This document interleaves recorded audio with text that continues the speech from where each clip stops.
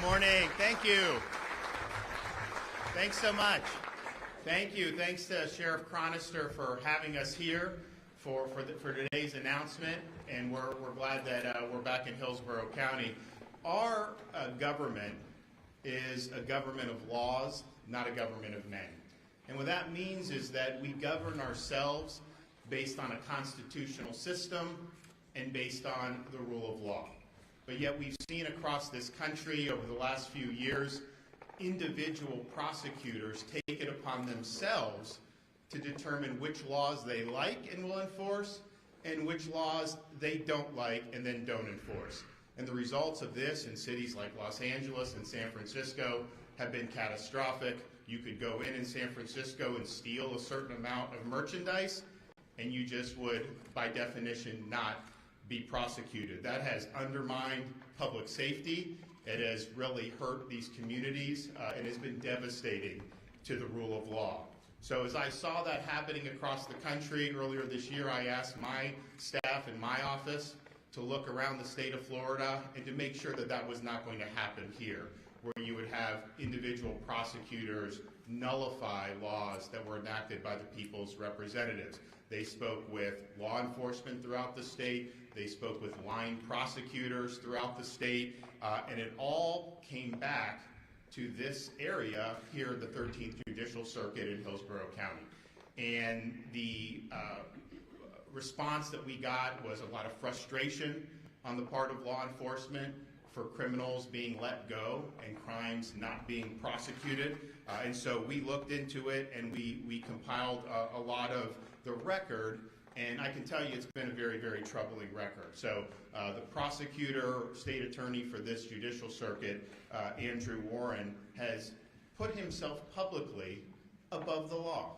In June of 2021, he signed a letter saying that he would not enforce any prohibitions on sex change operations for minors. And that's a debate that we're having mostly administratively and through medical licensing in Florida, but other states have enacted penalties on the people that would perform those, which are really disfiguring these young kids. And he said, it doesn't matter what the legislature does in the state of Florida, he's going to exercise a veto over that. He's also instituted policies of, quote, presumptive non-enforcement. And this involves an array of different things, and you'll probably hear Sheriff Chronister and some of the other law enforcement officers talk about it, but that is not consistent with the role of a prosecutor. Yes, you can exercise discretion in an individual case, but that discretion has to be individualized and case specific. You can't just say you're not going to do certain offenses. And then most recently, after the Dobbs decision was rendered by the U.S. Supreme Court, he signed a letter saying he would not enforce any laws relating to protecting the right to life in the state of Florida. And mind you, we have had prohibition on third trimester abortions for a long time. We've had prohibitions on partial birth abortions for a long time. And then most recently, the legislature enacted and I signed protections for unborn babies at 3.5 months. And when they are aborted, it's typically done through a dismemberment procedure, which is really inhumane. Nevertheless, that is what the legislature has enacted, and it's not for him to put himself above that and say that he is not going to enforce the laws. We don't elect people in one part of the state to have veto power over what the entire state decides on these important issues. The Constitution of Florida has vested the veto power in the governor, not in individual state attorneys. And so when you flagrantly violate your oath of office, when you make yourself above the law, you have violated your duty, you have neglected your duty, and you are displaying a lack of competence to be able to perform those duties. And so today we are suspending State Attorney Andrew Warren effective immediately.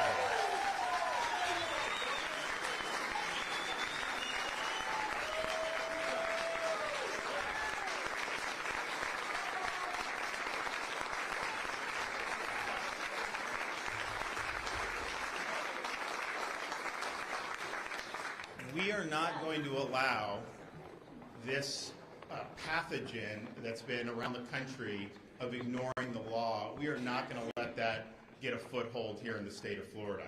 We are going to make sure that our laws are enforced, and that no individual prosecutor puts himself above the law. And I can tell you the states and the localities that have allowed this to happen, they are ruining the day. You want to know why some people are moving to Florida? Because their communities are no longer safe thanks to prosecutors that think they know better than the people's representatives, and they get to pick and choose which laws that they're enforcing. So this was something that had a lot of input around the state. This is something that I think is a very, very important issue across our country, that this movement would be allowed to take hold, where you basically elevate your own personal conception of, quote, social justice over what the law requires of you. And I would note, those who say this represents social justice, look at San Francisco.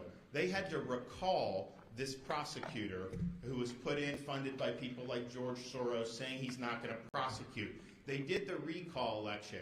He was recalled, even in a very liberal jurisdiction, but the places that voted to keep him were the affluent communities who are not bearing the brunt of the policies. The places that voted to recall him were the working class communities, because they bear the burden of ignorance and refusal to enforce the law. And so what this is all about is really, when you uphold the rule of law, you are protecting the most vulnerable in our society. That's why we have a rule of law. And so I think today's action is obviously warranted. I know that there'll potentially be some Florida Senate could potentially see this depending on how things are going out. But I just think that to take a position that you have veto power over the laws of this state is untenable. And I think it warrants the suspension and eventual removal of office. And so we're happy to be here with a number of people in law enforcement. And so I want to thank my friend and the sheriff here, Chad Chronister in Hillsborough County. And I'm going to have him come up and say a few things.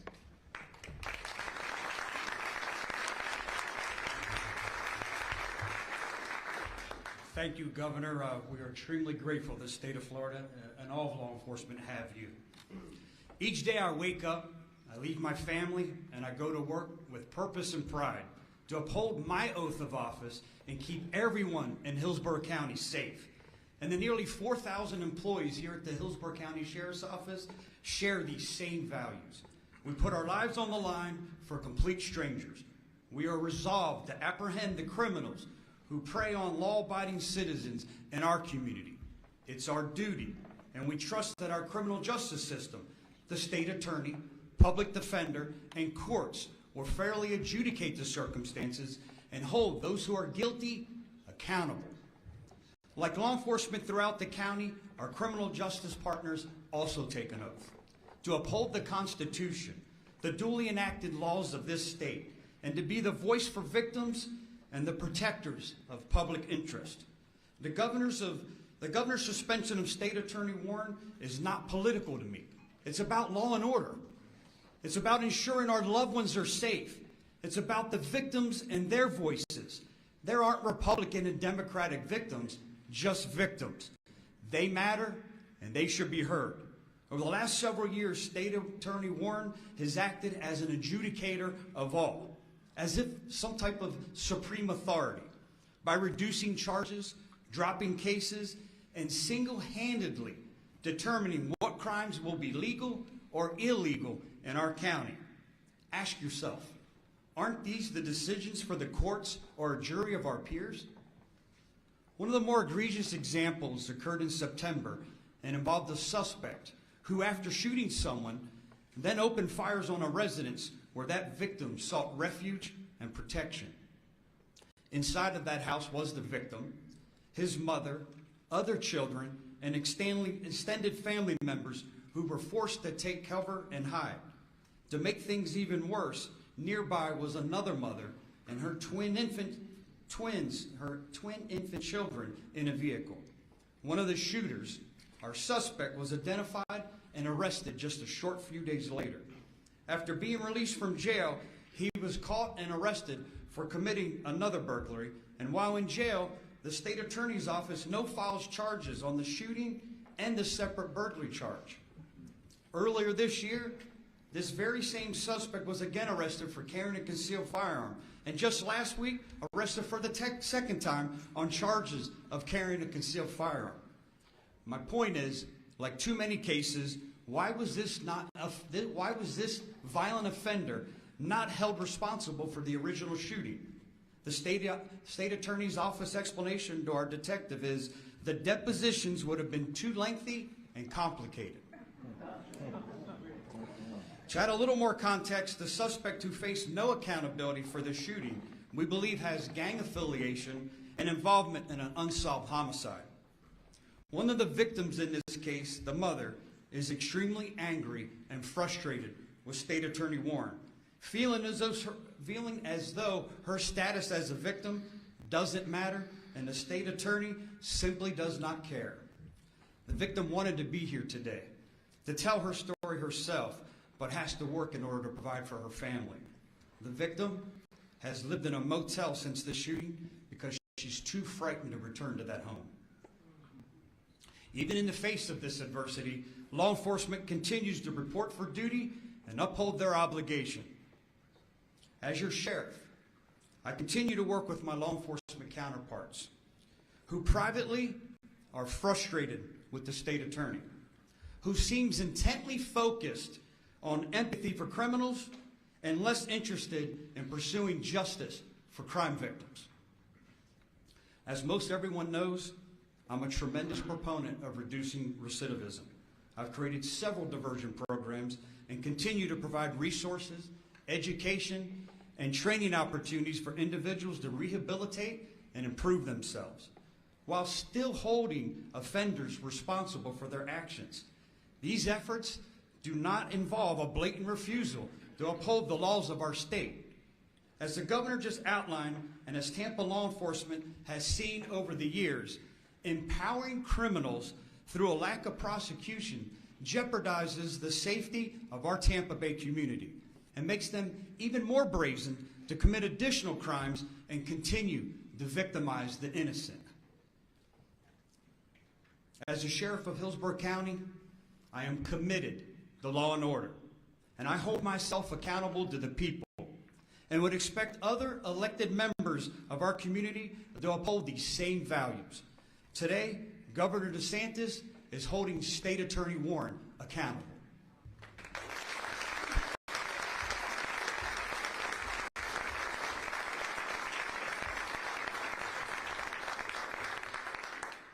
Okay, another one of our great sheriffs that many of you know, Polk County Sheriff Grady Judd.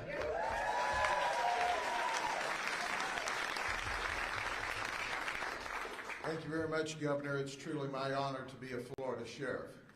And I can tell you I've done this job my entire adult life. I remember, Governor, when the felons owned Florida. It was in the 70s and 80s. I remember that well. I was one of the cops on the street when we couldn't keep the felons locked up. We couldn't keep the criminals locked up, and they preyed on the community.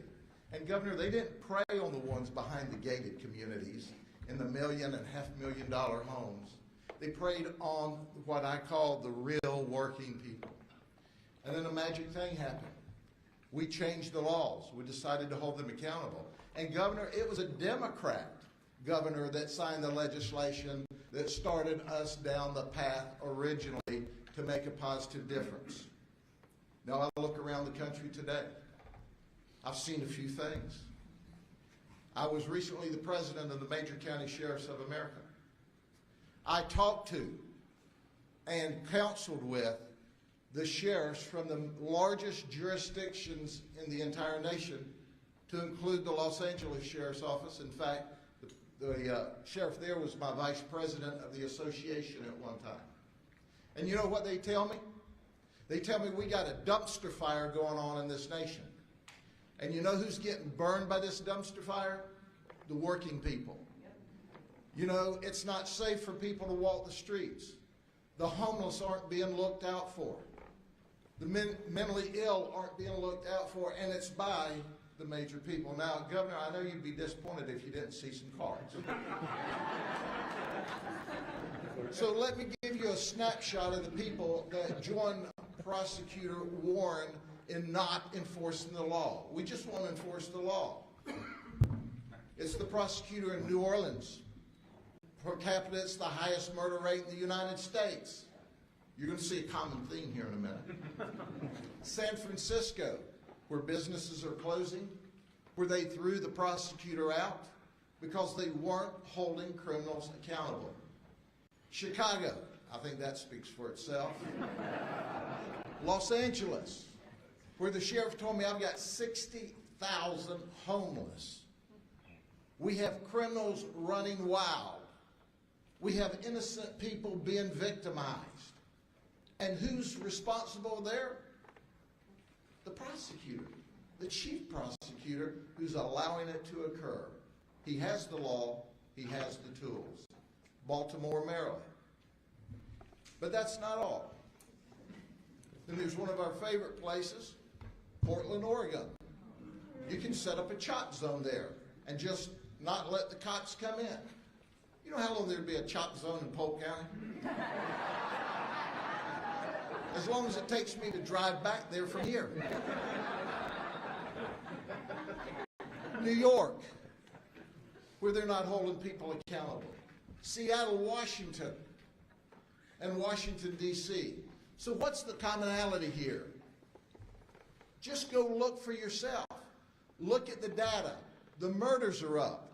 Innocent people are being murdered where prosecutors don't do their job. My friend Chad Chronister just gave you an example. We don't have time to stand here all day. But listen, Prosecutor Warren, like the rest of us who ran for public office, we asked for your precious vote in order to enforce the law and do what was right. Then we took an oath to tell the truth, to uphold the Constitution, and to support the laws in the government. And we do that. And we're led by the greatest governor in the United States of America.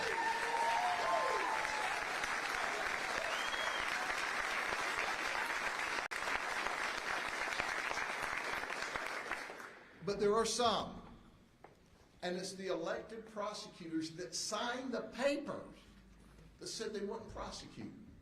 Not we'll evaluate it case by case. We won't prosecute. You know, they're not God. They're not the legislature. So at the end of the day, ladies and gentlemen, this is about protecting the community we serve. This is about keeping people safe.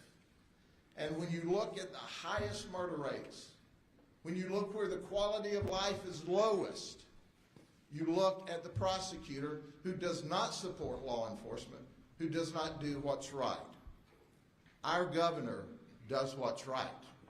And Governor, I appreciate from the bottom of my heart you setting the example and doing the right thing and keeping the people safe. And the exciting thing is you not only protect the people behind the gated communities, you protect the people who clean the gates in those communities. Thank you. God bless you.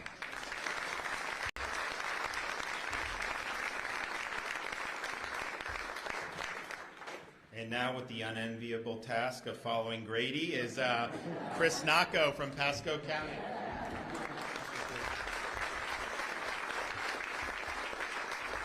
Thank you. I've learned one thing. When I follow my friend Grady, Judd, be brief and be on point. Nobody else will hear anything else. So I will say I'm very proud to stand here with our governor, the Attorney General, and with Sheriff Chronister. You know, they know firsthand, you'll hear from Chief Dugan, firsthand what happens here in Hillsborough County. But I can tell you is that it's very difficult for them when they go out, the men and women of the agencies, to protect our community, and then to turn around and find out those cases got filed. To find out that they have to go back to a victim and say, sorry, this won't be prosecuted.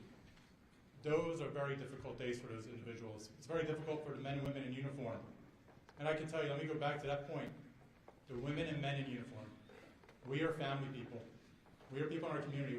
We take these uniforms off every day and we spend time with our family, but this is our community. This is where we live. And so for those that live in Hillsborough County, to see incidents where they were at a crime scene, but nothing was done to the criminal, and the victim was left alone, and the victim was ignored, that's horrible. And I can tell you, I'm blessed to work and live in a circuit where we have a state attorney That state attorney works with us, and we uphold the U.S. Constitution, we uphold the Florida Constitution, and we uphold the statutes in the state of Florida.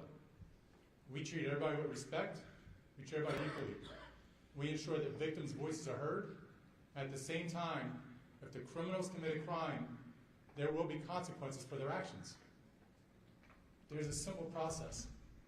And as the sheriff said, we are voted and we are elected to uphold the Constitution of the state of Florida. We don't have a choice to say, no, we're not policymakers. We're not in Tallahassee creating laws, we're enforcing the laws.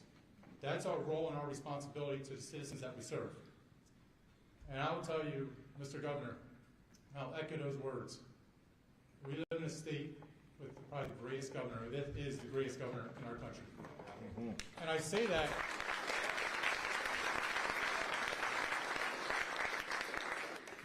that because I'm not a native Floridian. I moved down myself, but I have buddies that I went to high school with. They're in law enforcement up in other states, and they will tell me how difficult it is for them. They will tell me what they go through, and they say, I'm just trying to get to my pension. That means they're just trying to get to retirement so they can move. We live in a state, we have a governor that will defend us. He will make decisive decisions. It's not just about today, but when schools need to be open, he kept the schools open. When you need to keep Florida moving, businesses growing, businesses were growing. That has a direct impact on the public safety, because when people have opportunities to grow and jobs are created, that means people want to move to Florida. And that is the best statistic we can say about our state. People are moving here every day. They are moving here because of the decisions our governor is making. Governor DeSantis is leading our state. He is making those decisions that are tough, but they're decisive, and they're making Florida better every day. Thank you, Governor, for doing that.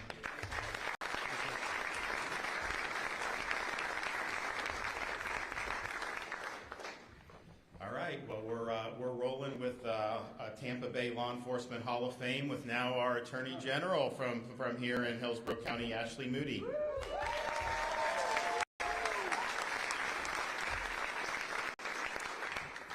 I know the governor appreciates everyone being here today, and I know the folks behind me that wake up every day and put on a gun and a badge and a bulletproof vest appreciate this strong leadership. Where you are seeing an eradication of stability and safety around our nation, starting with our border, into our large cities, into our states, it's because an executive who has been trusted to enforce and execute laws has abandoned that responsibility. When you see record overdoses, record crime, it is because an executive does not care enough to stand strong and do his or her job. In our state, our top executive is Governor Ron DeSantis, and our Constitution requires that he ensure it is his duty. He cannot ignore when our laws are not faithfully executed. And so the fact that we have an executive that is willing to dig in and talk to the line officers and understand where executives, prosecutors aren't meeting the expectations and demands and responsibilities of their role, he has no other choice to step in and ensure the safety of the state and these communities. When Andrew Warren first took office, he proudly joined with prosecutors from New York, Washington, LA, and said, I will not enforce and be tough on crime. Proudly, I will not be tough on crime. And thereafter, we saw repeatedly his refusal, his outright statements. I will not enforce this law. I will not enforce that law. I will not do this. Let me tell you who makes the laws and decides what's criminal. It's you.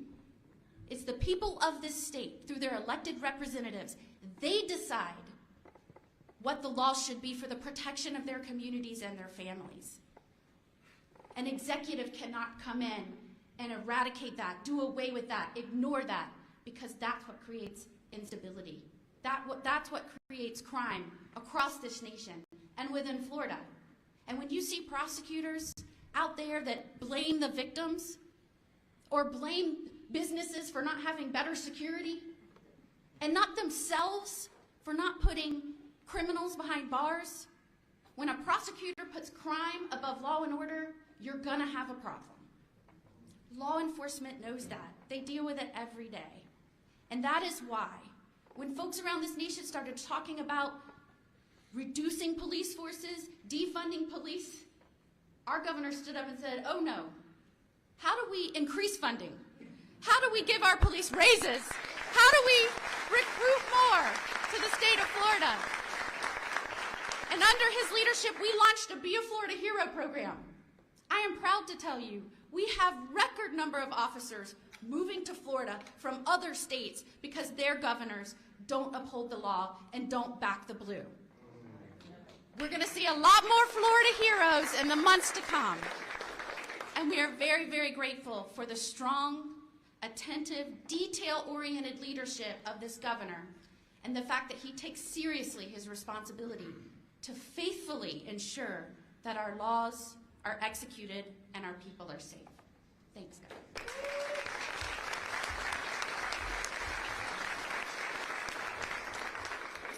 Okay, former Chief of Police here in Tampa, Brian Dugan.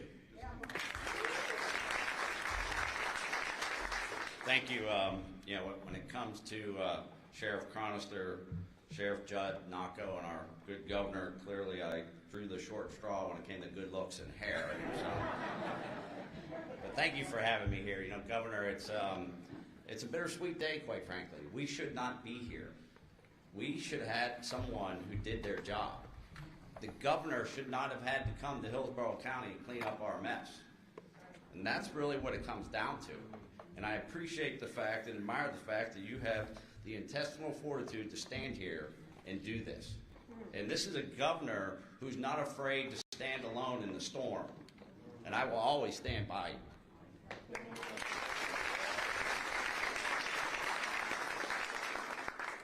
So there's probably no one more in the room that's more frustrated with Andrew Warren than me and Sheriff Chronister. And he spoke. And I will try to make this brief. But let me tell you something. Andrew Warren is a fraud. Yeah, did you get that? Look, I've never been good at sugarcoating anything. That's probably why it took me 28 years to become chief of police. He's a fraud. He has misled the people of Hillsborough County. Do you remember back during the riots when we arrested 67 people one night? And then a few weeks later, he has a press conference. And what does he say in his press conference? He says that there were no acts of violence, no property damage. He must not have read the police report. There were pictures of a police car with broken windshields. As the cops tried to get out of the cars, protesters pushed their doors shut on them and wouldn't allow them out of the cars. So when you say there's no acts of violence, when you say there's no property damage in a press conference, where I come from, you're lying. Okay? I'm not elected. I was appointed. I'm not running for office right now. I'm here because I believe in keeping this community safe. I have 2 children and a wife that are residents of Hillsborough County in the city of Tampa. And it's about accountability and us being able to go out for dinner at night and not feel like we're going to get jacked by somebody. Those 67 people that got arrested, Andrew Warren said in his press conference that he would work with local law enforcement to expunge those arrests. He does not have the ability to do an administrative expungement on those arrests. You know how many articles have been written about how he expunged those arrests? How would you like to be one of those 67 people that got arrested and you think that arrest has been expunged? Ask Andrew Warren how many of those expungements he did. And the answer will be 0. Not a single arrest has been expunged. He has misled our community, and it's time that our governor stepped in. And like I said, this is a terrible day that our governor had to come and clean up our mess. Thank you.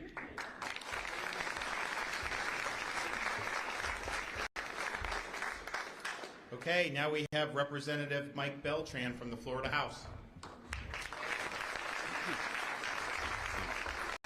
Well, thank you, Governor, and thank you, everyone, for being here. These are some really tough acts to follow. And I'm one of the few folks up on this stage who doesn't have a gun and a badge. And so, you know, certainly, first of all, thanks to our law enforcement. But what I do have, I got a suit, I got a tie, and I got a rule book. And in that rule book is the Constitution. And the Constitution sets forth separation of powers. And separation of powers says that folks like me go out and get folks like you to vote for them to make the law. And when we do that, we send it to the governor, and he decides if it's a good law or a bad law. And sometimes he doesn't sign it, but he's signed all of my things, but had a pretty good track record, but he usually signs it. And then the folks behind me, their job is to enforce it. And then the courts, they adjudicate cases and controversies. And if Mr. Warren wanted to legislate, he should run every 2 years instead of every 4. And we could have done something about that. We wouldn't have to do this. Okay? But he wants to go, he needs to get out of the courthouse, not that he's there anyway, and go up to the State House and legislate, because this is a complete violation of separation of powers. And I want to say something about the governor. Okay? I was reading a book by a former senator, and it said, it's not so much what you do in the situation you're in, it's what did you do differently than somebody else who's in that same situation. And we have 50 governors, and we got about a dozen states where there's prosecutors like Mr. Warren. And some of those prosecutors have been recalled. But we haven't, this is the first governor that stood up and said, enough is enough. Okay?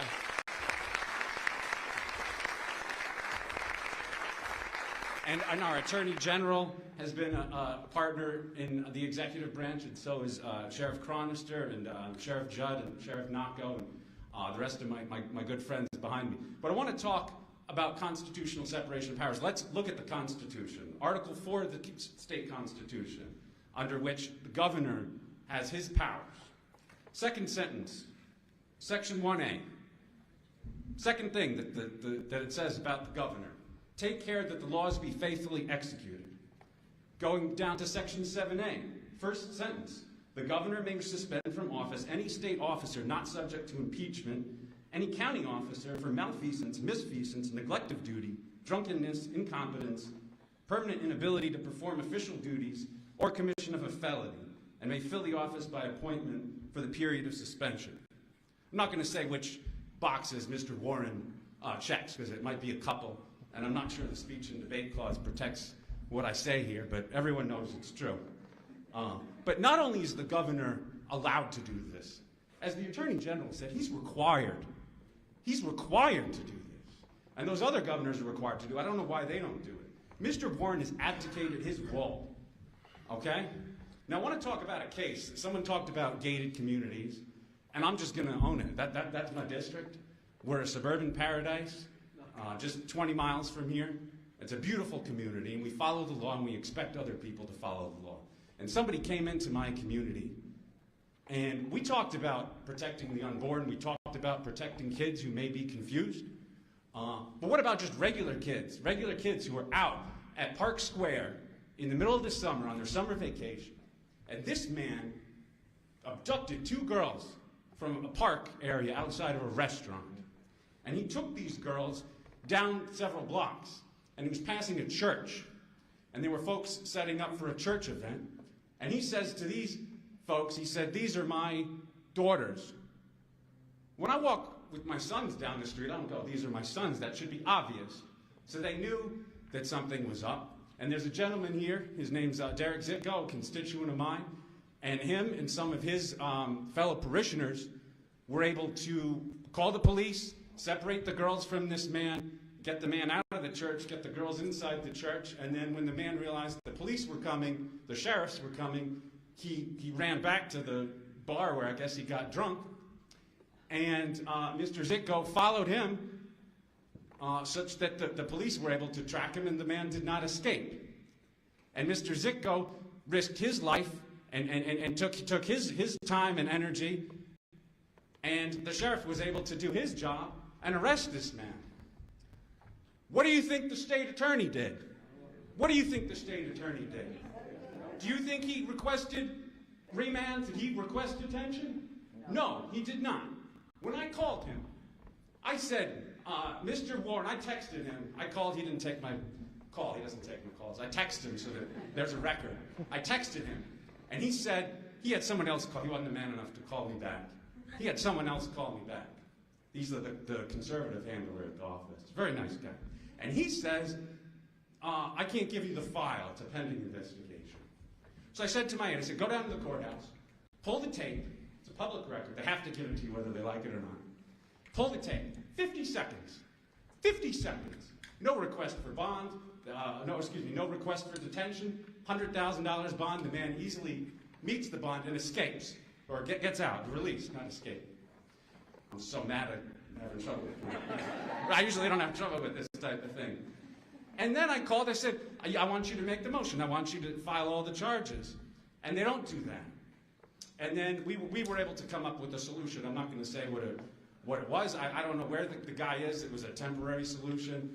I heard he was in Colorado or someplace. I don't know where he is. And my question is,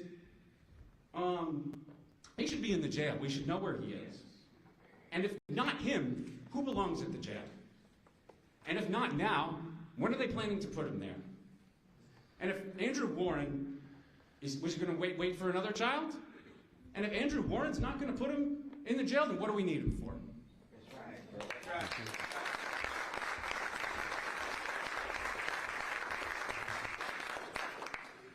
So I want to thank everybody for coming in and providing some insight. Obviously, when you do a suspension, that's part of it, but then you also have to name a replacement. And so I'm happy to be able to do that today. And she's here with us, and it's Judge Susan Lopez, who currently serves as a county judge here in Hillsborough County and has extensive experience as a prosecutor. And she has deep ties to this community. She did serve 15 years in the office in the 13th Judicial Circuit, and I think she understands the role of the state attorney is to apply the law and enforce the law, not pick and choose which laws you like and which laws you don't like. Okay, Judge, come on up. All right.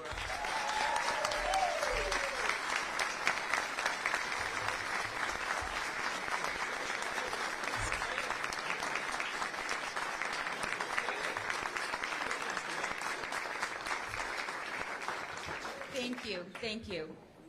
Good morning, and thank you for being here today. I want to first thank Governor DeSantis for placing his trust in me to execute the duties of State Attorney of the 13th Judicial Circuit. I was caught off guard a couple of days ago when I got the call from the governor. I was sitting very happily as a judge, which has been a life-changing and fulfilling form of service. But when the governor calls you to a different service, you answer. So here I am. I hold the utmost respect for our state laws, and I understand the important role that the state attorney plays in ensuring the safety of our community. It is my promise to the people of Hillsborough County that I will faithfully execute the duties of this office and to ensure that we are fulfilling its purpose to prosecute crimes and protect the people of Hillsborough County. I will follow the rule of law. And to the hardworking people of the Office of the State Attorney of Hillsborough County, I look forward to rejoining you in our shared mission to protect the people of Hillsborough County. Thank you very much.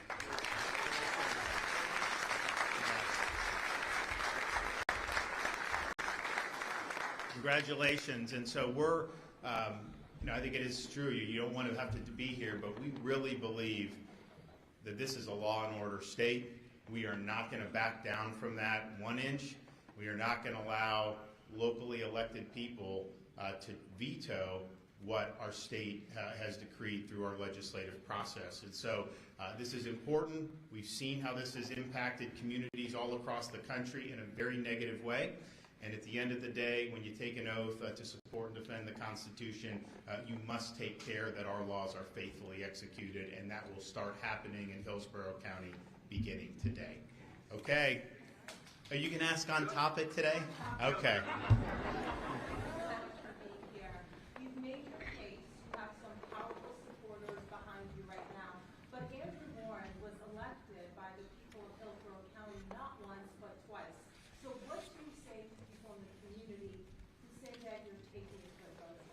Well, the conduct that he has done has fell below the standard that's required in the Florida Constitution.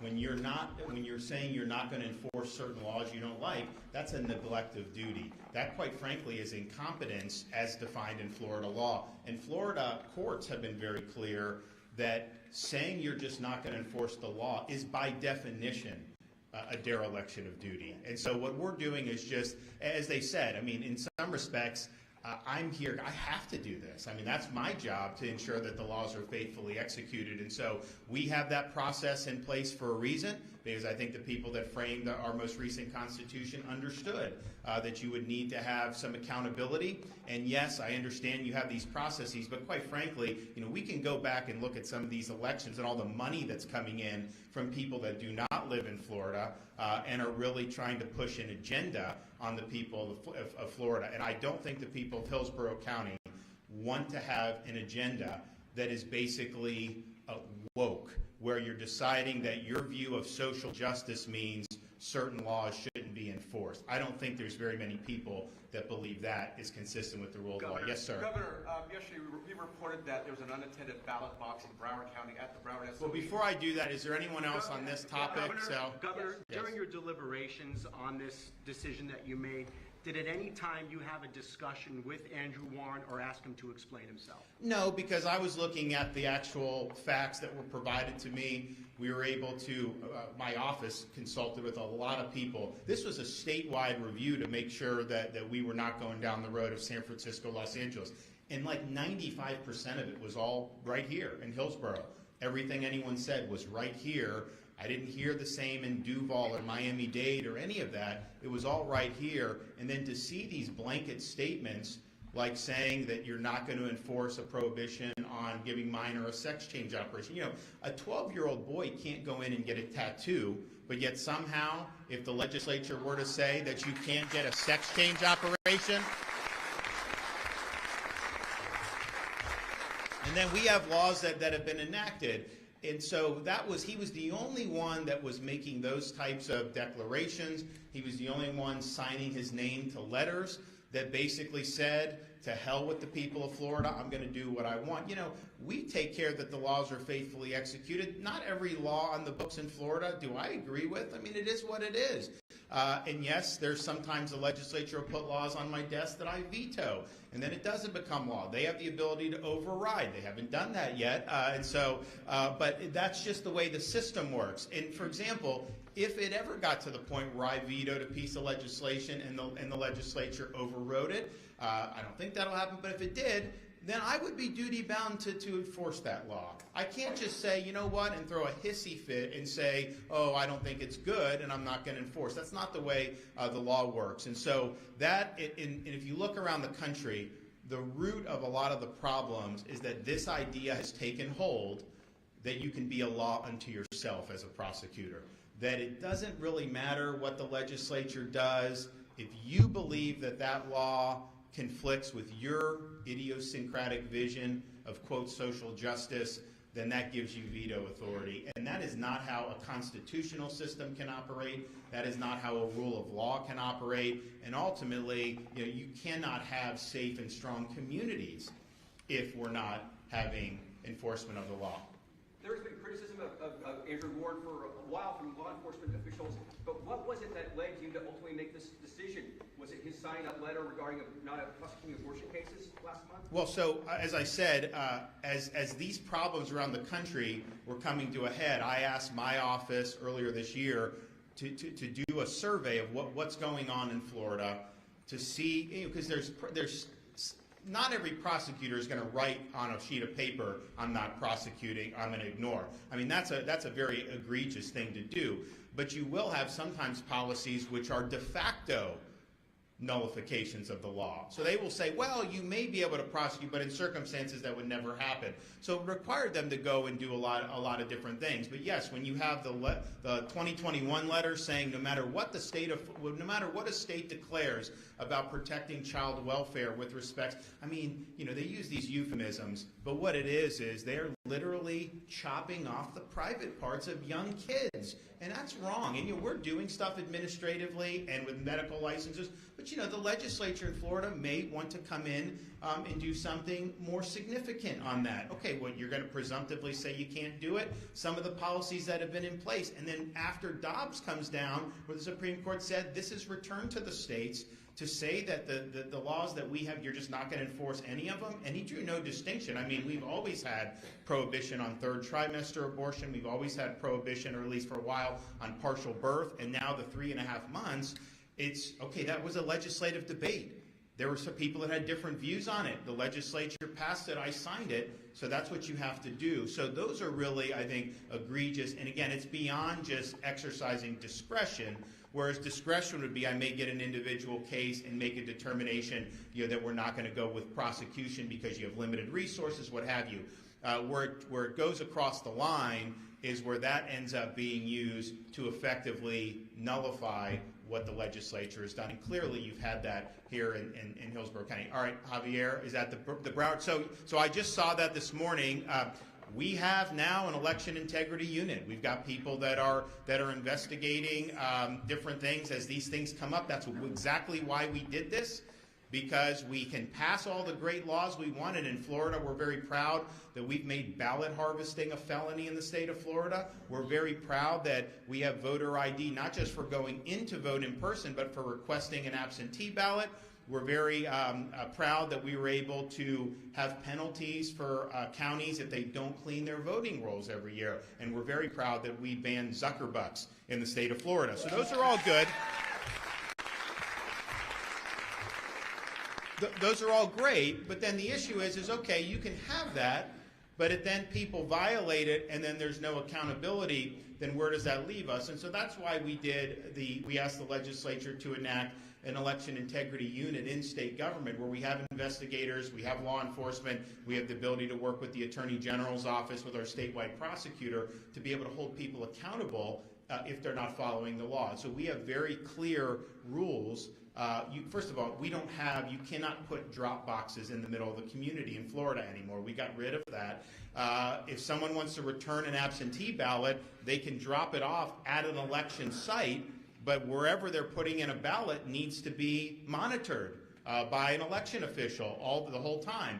And there's video coming out saying this thing's just sitting there with no monitoring. You know, that obviously isn't consistent with the law. So we have in place the ability to investigate this stuff. That is being done, and we're going to make sure that our elections are done consistent with the laws of the state of Florida. And you look around the country, they've been doing these elections in different parts this year, and you have an election, and then you have votes coming in for days and days.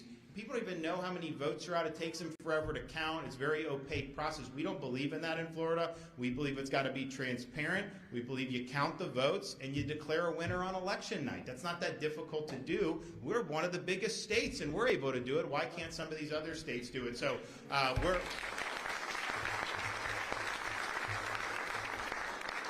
we're going to be, this is a very high priority to make sure that what we're doing, or what all the different 67 counties are doing, is following the law in the state of Florida. And honestly, it's not much different than the principle that brings us here today. I mean, yes, you can get elected to countywide office, but when you take office, you swear to uphold the laws and Constitution of the state of Florida. And so if you're not doing that, well, then that's something we need to have accountability and recourse for. So, okay, well, thanks, everybody. We appreciate seeing you.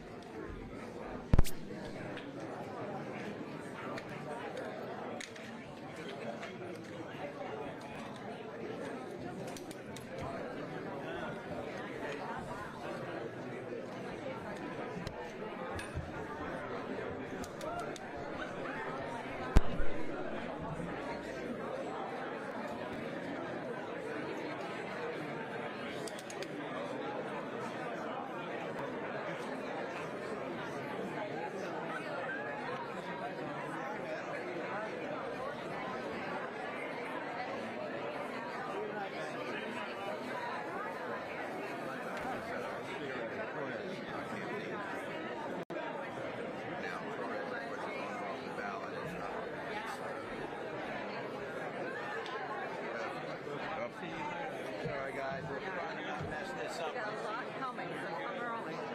So true. I got a crazy day.